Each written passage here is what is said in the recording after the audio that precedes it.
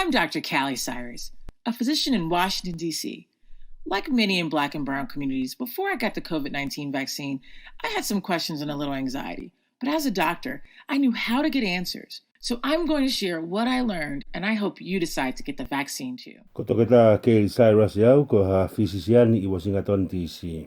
Hangepe ko toko lahi e ngai community uli mo melo ki mua ke huhu malu I Koviti hiwa na ia he whanga ki whehui mo ha hohaa. Kaka uhi ko toke tā au na aku ilo ai anga hono tali o ngai whehui. Ko ia ai te wahewahe atu ai mea na aku wako mo amanaki te ke loto ke huhu malu I lewa. Let's talk about how the COVID-19 vaccines happen so fast.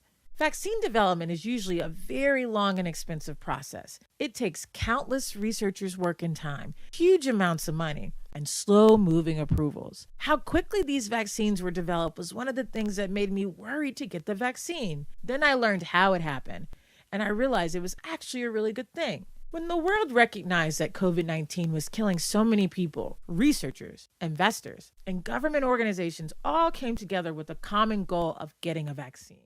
Ka tautala noa pina e anga whewhe ai vave hono mau ai huhu malu I Koviti hiwa. Kono whau ai huhu malu I o bonga maheni ko proses loa ma mawha whakapaanga pe au tae whaalaua e kau whakatotolo o nau ngā ue I taimi pe mo paanga pe mo māmaria e ngā ue ki mua hano tari faito'o ko ia. Na e anga whewhe ai vave hono mau ai huhu malu I koe ni. Ko taha ia mea na ko haa ki ai pe te huhu malu I pe I kai. Kana aguako ke Founga ne hoko pe whakatonga ai ko mea lelei ai taimi ne mahi noi ki mamani o tāmate I Koviti hiwa haka kai toko lahi. The government put out a call to give money to anyone who could make a COVID-19 vaccine. So scientists and companies that manufacture vaccines everywhere dropped everything to make this vaccine. This is why development of the COVID-19 vaccine has been the fastest we've ever seen. Like many of you, I also worried whether the clinical trials were long enough or whether the vaccine was tested in enough people, especially those who look like me. Na e kau katoa mo tau mo ataha e kau whatatolo whakaako, kau investoa ma ngahe kau taha whakapuleanga ke hinga aue ko ia ke mauha huhu maloi. Ne whakaha e puleanga tene whakapaanga taha pete ne lawa o mauha whaito'o ke Koviti hiwa ko iai. Na e tuko he ngahe kau taha whau huhu maloi e nau mea kotoa ka lauhanga taha ki whenga I huhu maloi ma ai Koviti. Aia ko vave taha eni pia mau ko tau mātaa. When you're testing to see if a vaccine works, you have to wait and see if people get sick or if the vaccine protects them and if they get any other side effects. But because COVID-19 is everywhere and spreads so quickly, results came fast. And researchers could tell pretty early that the vaccines work safely. This vaccine process looks so different than ones in the past, but we've also never had a pandemic like this in our lifetime. I want everyone, especially people who are Black or brown like me, to know that these COVID-19 vaccines are based on strong science. They work really well. Hangepe ko whahinga o ki motonu la ko haa pe ne lolo a whiunga nai koa a hano ahi hu malui pe I kai.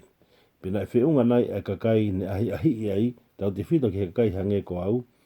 Ke ula ki tesi ha kakai ke usio ange pe ngā aue e vaccini pe e malui ki nau tolu he vaccini pe e iai hano side effect ia ki nau tolu. Kaka hui ne vave mafola e Koviti hiwa he whitu kotoa na vave pe hano tala e kau whatotolo o hao ai ngā aue e vaccini. Ka proses e huhu malui ko e ni o fuke he ia me whaahinga ne ngāhui I he kōhiri. Ka ne te eki hamahaki whakaauha whakamamani lahi pe heni te taua usia I he tau mo ui.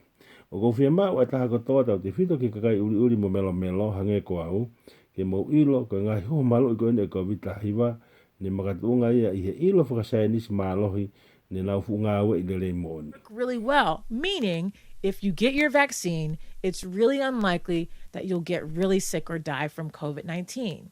But if you don't get the shot, you will likely get COVID-19 at some point. And if you do, you can get really sick or die, especially if you're Black or brown. I asked myself, what's the worst that can happen? I learned the risks from COVID-19 were much scarier than the side effects from the vaccine. The worst risk with the vaccine is severe allergic reaction, but allergic reactions to the COVID-19 vaccine are super rare. And you'll be asked about allergies before your shot, and they will watch you afterwards to make sure you don't have an allergic reaction. Millions of people have already gotten these vaccines, including my family and friends. Everyone I know has been fine besides some sniffles and body or headaches. And they're excited to be back to real life. Well, almost. Now, I'll be honest, there are more things I wish I knew, especially about these pharma companies. But I also know that we take medications every day made by pharma companies, approved by the government, and they're safe and help us. And if you still have questions, ask them. Reach out to your primary care doctor, your pastor, or anyone you know, or read more about the vaccine. Getting your vaccine is a way to help keep yourself and your community safe.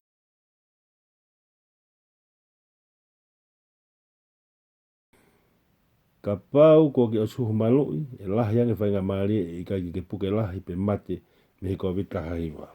Ka pau ko te eki ke hu malui, e malawa ke mau e Koviti haiwa, pe au ke taimi te ke puke lahi ai, pe au ke taimi te ke puke ai, tau te whito ka kuke lan mela mela pe uri uri. Nā koe ke te au pe koe ha ai Koviti ha. Nā maheno ke te au, e whakarifia ange, e whakatu utamaki ka uka mau ai Koviti, I whakarifia o e saiti I wheki me he hu maloi.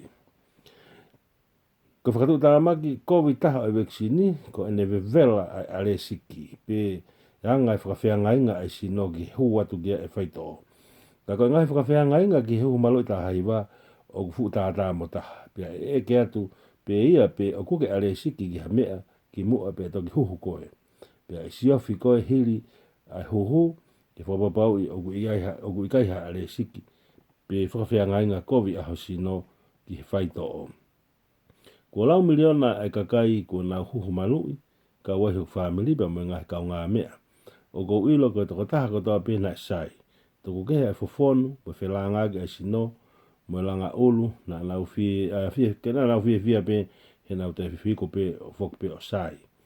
O ku iai pe mea, neu fia ilo, I ngahi kau taha ko inyo nau ngahi e huhu malui, ka ko ilo pe o nau ngau ake e whaito'o, o ku ngahu e ngahi kau taha ko ni he aho kotoa, pe atari he pureanga, pe aku nau hao mo tokoni, kia ki tau tolu. Pe akapau o ke iai hao ngahi whihui, e ke kia ki nau tolu, pe ko toke tā, pe ko hataha ku ke ilo, pe ko lau hate whakamatara lahi ange ki huhu malui. Ko huhu malui, ko Founga ia ke tokoni ai, o tauhi koe me community ke malu.